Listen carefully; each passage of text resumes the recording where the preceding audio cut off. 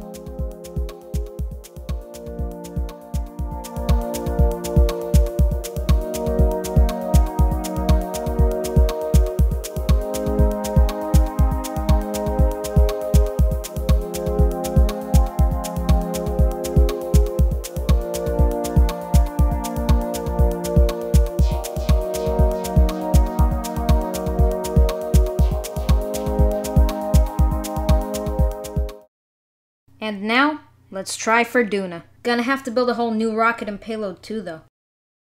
So we'll need enough Delta V to get to Duna because it's pretty far away.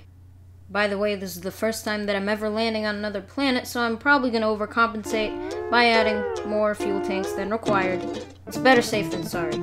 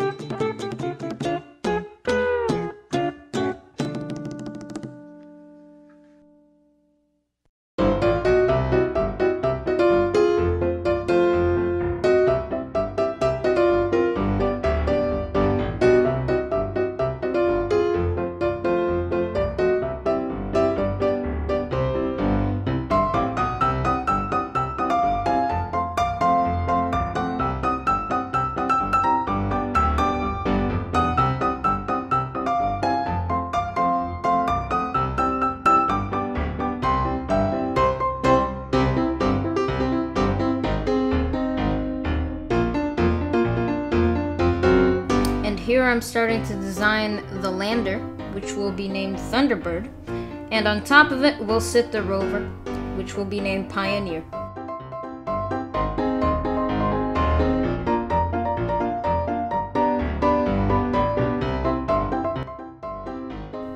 We also need to add some cool science experiments for when we're on the surface.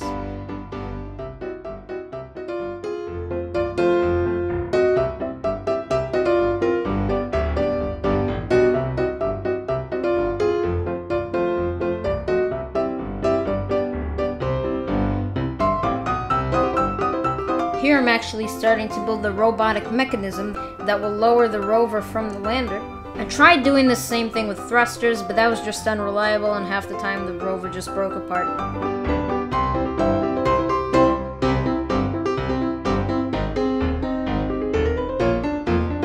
Here I'm testing the range of the different robotic hinges and pistons to make sure that the rover would get off safely.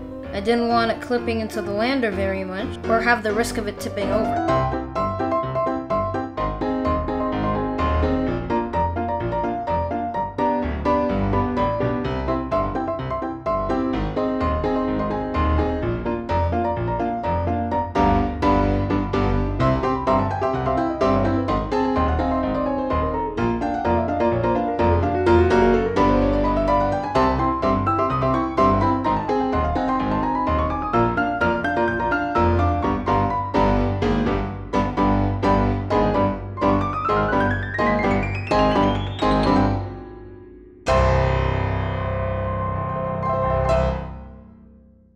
We have all the Delta V we need, and we're taking off. Let me take a moment to introduce Space Monkey 3. It's a 4-stage rocket with 6 solid rocket boosters strapped onto the sides, because you know you gotta blast yourself to Duna. That's kind of a long journey.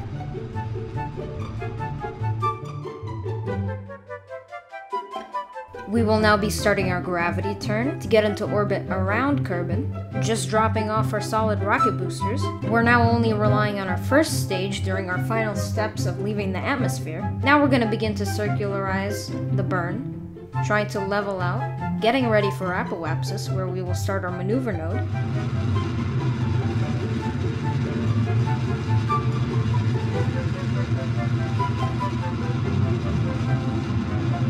Here's a time lapse of the grueling process of waiting to get into that Kerbal escape. It takes a while to push through.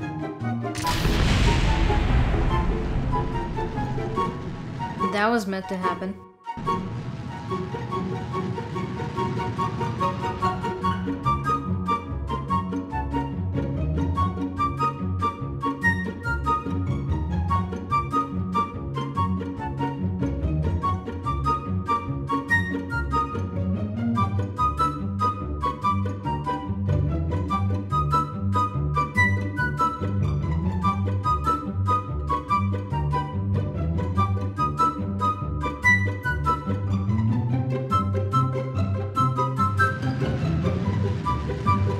And we got our Kerbal escape.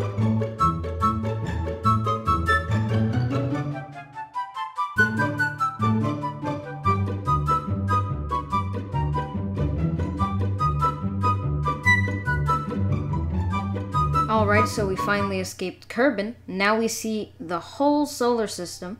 Now that red ring around us is Duna, so we want to try and get an encounter. Now you don't want to know how long it took me, but here's the clip. Editing magic. We're right there.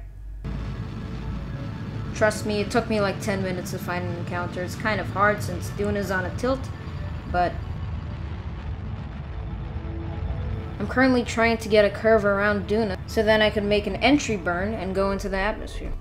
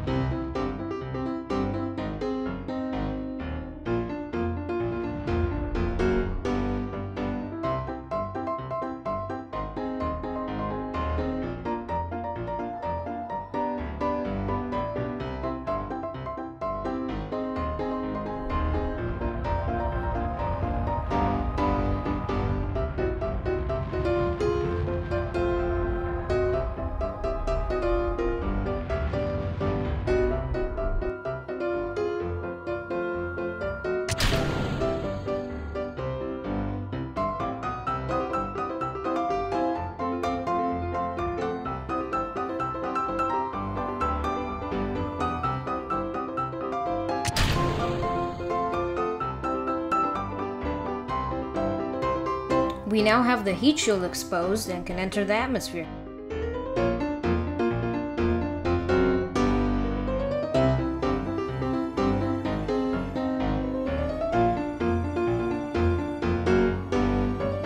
You can see the heat particles reflecting off of the heat shield. The reason the heat shield is there is so we don't burn up.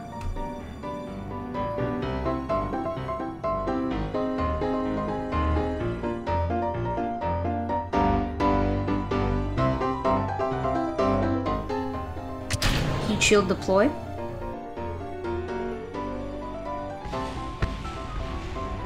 And we're spinning pretty badly, but no worries because the parachute should take care of that.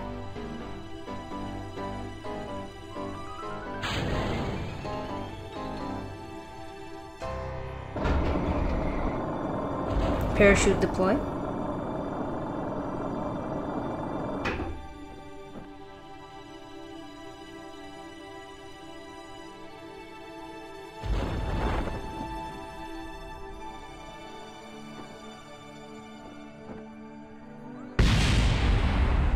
You can hear the other stages exploding in the background.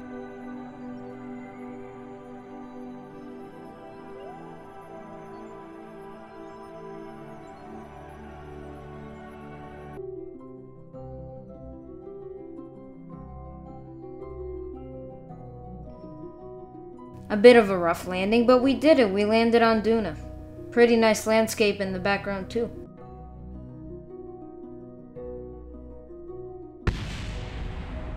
Alright, now what I'm going to do is try to slowly deploy the rover. I don't want the lander tipping over, which almost happened right there. But I'm just going to extend the hinges very gradually. I don't want to break any parts on the rover or the lander either.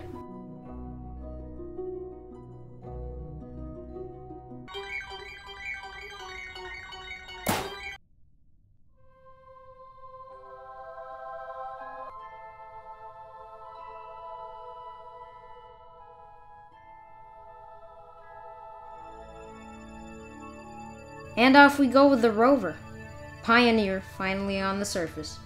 This rover has a robotic scanning arm for scanning rocks and meteorites, as well as other science experiments on board.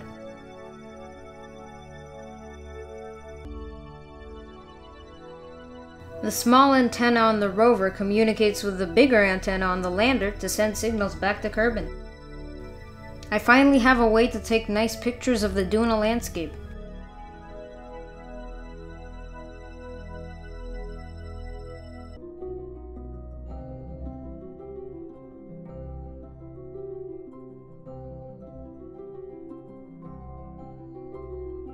It seems that we have found a Duna meteorite.